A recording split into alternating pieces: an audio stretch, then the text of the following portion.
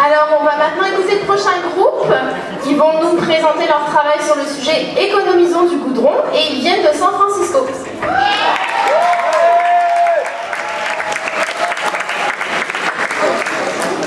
Bonjour à tous, aujourd'hui on va vous présenter le problème sur lequel on a travaillé pendant plusieurs mois. Donc moi c'est Ethan.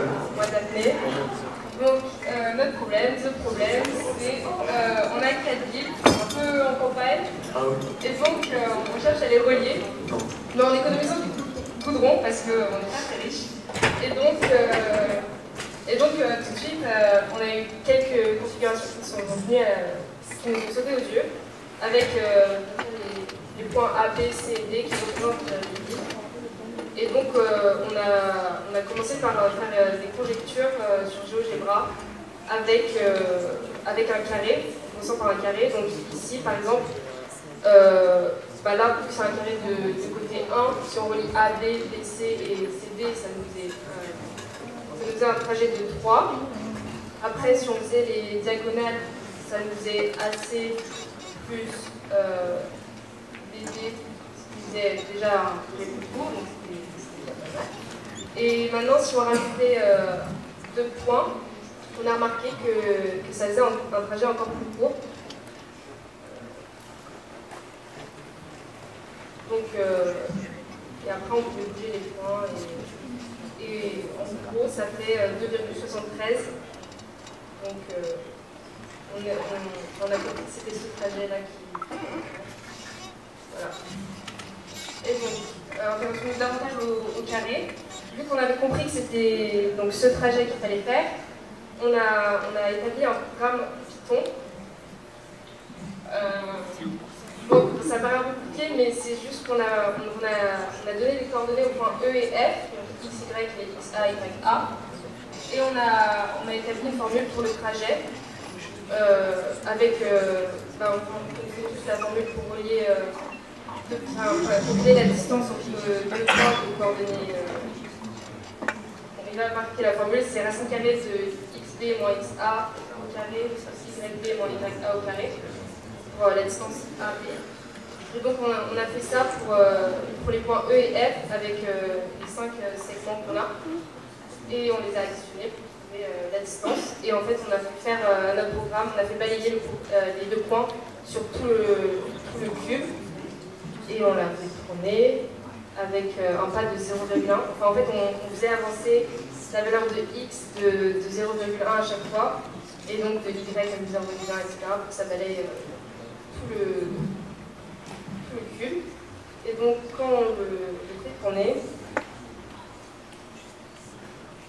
voilà, ça nous donne un trajet de 2,73 qui coïncide avec ce qu'on avait trouvé et des coordonnées pour le point E de 0,3 et 0,5 et du point F de 0,7 et 0,5. Et donc, on a réussi à trouver une formule pour ce trajet. Et donc, le problème avec Python, c'était qu'on avait 0,3 pour la valeur de x et c'était pas encore assez précis pour établir une valeur exacte. Donc on a voulu, donc là c'est la formule pour la distance entre 2 points AB, et donc on a voulu exprimer en fonction de x. Donc en fonction de x, donc que on pourra voir sur la figure, le trajet total pour relier ces 4 villes. Donc on a la formule. Donc ce qu'il faut savoir, c'est qu'il y a plusieurs portions dans ce trajet.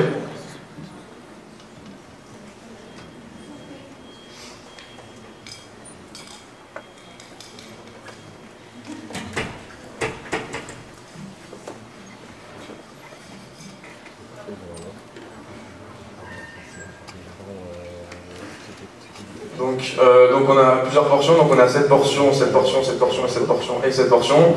Donc on a calculé qu'une seule fois celle-ci, qu'on va avoir 4 fois, et plus celle-ci. Donc la première partie, donc c'est la distance du point E à l'origine, et donc avec la formule, donc ça nous donne x E au carré plus 0,25.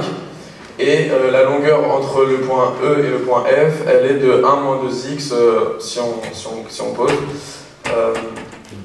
Donc on a maintenant l'expression du trajet en fonction de x qui est de 4 fois racine carrée de x carré plus 0,25 plus 1 moins 2x. Juste, on va...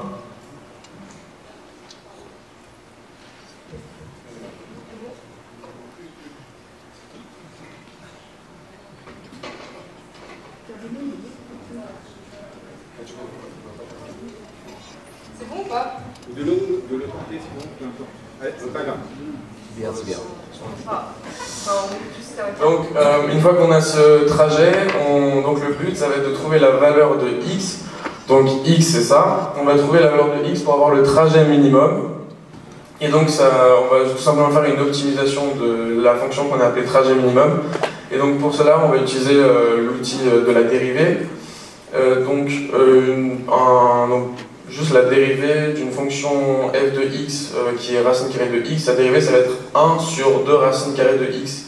Et de la même manière, une fonction de la forme x à la puissance n, ça va être, la dérivée ça va être n facteur de x à la puissance n-1.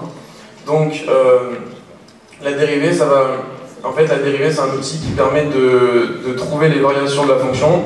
Donc une fois qu'on va avoir le tableau de signes de la fonction, on va pouvoir déterminer les variations de la fonction.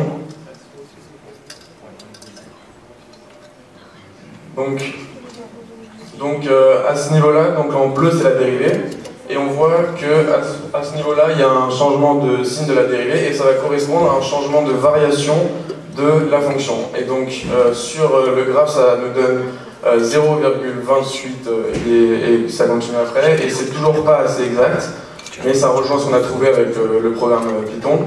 Donc ce qu'on va faire, c'est qu'une fois qu'on a calculé la dérivée, donc qui est égale, donc f' de x est égal à 4x sur racine carrée de x carré plus 0,25, on va, pour avoir une valeur exacte, on va poser l'équation pour f' de x égale 0, qui va nous donner le moment où la fonction change de variation, et donc le moment où on est au minimum de cette fonction. Et donc, en déroulant cette équation, on trouve x égale racine carrée de 3 sur 6. Donc là, on a enfin notre valeur exacte. Mais pourquoi telle configuration? Alors, on s'est intéressé à l'angle alpha. Enfin, vu qu'on avait trouvé la valeur de x, on a pu calculer l'angle alpha avec l'trigonométrie, bien sûr.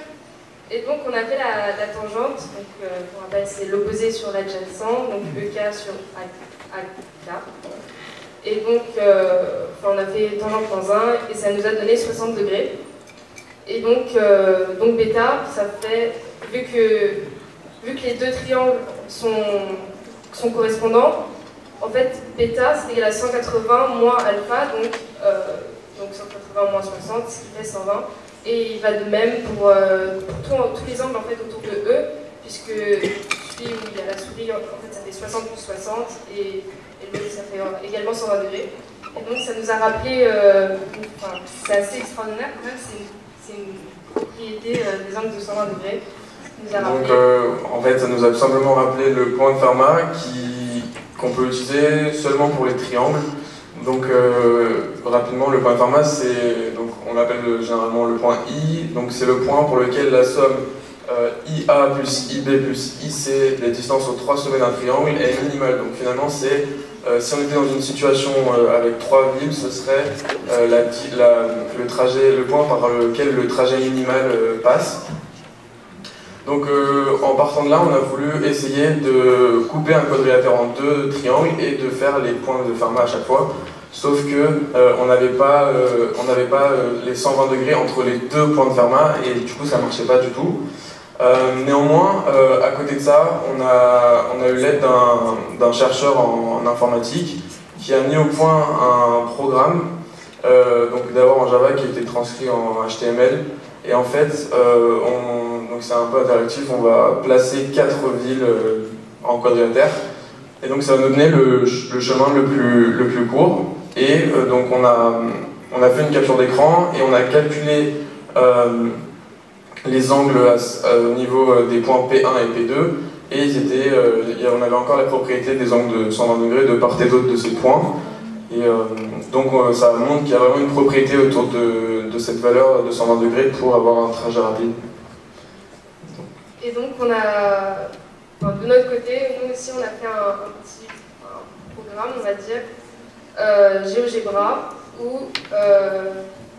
qui nous donne également les deux points pour un quadrilatère donné. Donc, enfin, si je change les points, ça le refera.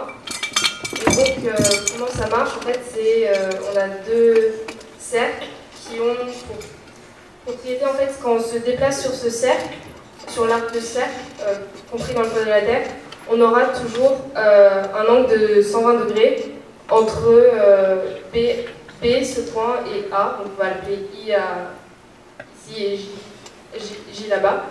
Et donc ça aura toujours un angle de 120 degrés. Et après, il suffisait d'avoir 120 degrés entre ces deux points ici. Et donc on a juste mis une condition.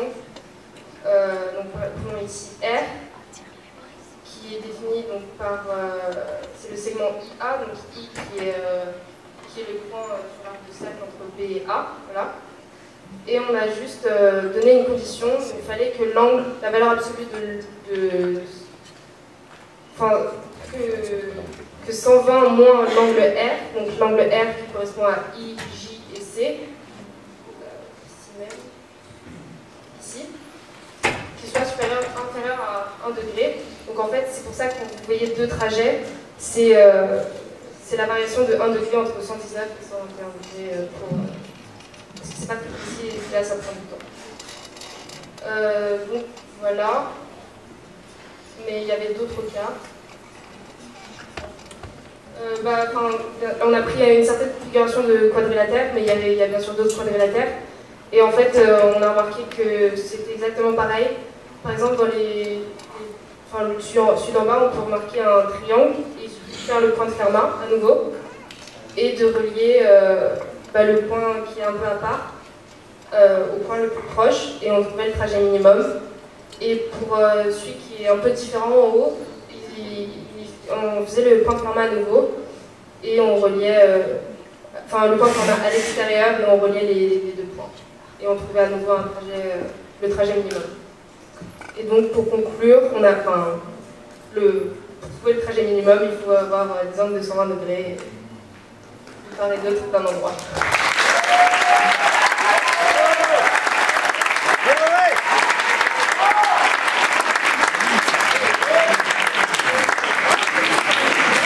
Est-ce qu'il y a des questions?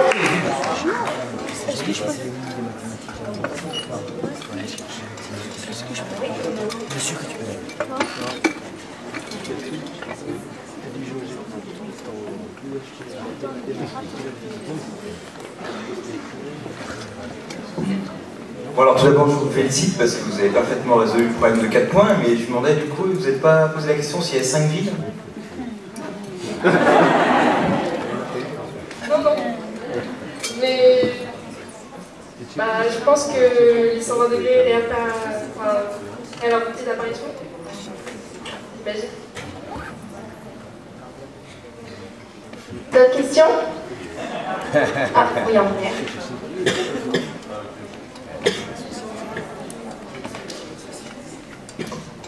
Est-ce que vous voyez des utilisations concrètes de vos résultats en physique, chimie? Concrètement, pour par exemple du civil engineering, concrètement on peut très bien économiser du goudron pour relier des villes. Sinon en physique, chimie. Ah, les atomes, les électrons, ils ne peuvent pas être trop près les uns des autres, du coup ils ont un écart de 120 degrés entre eux. Voilà.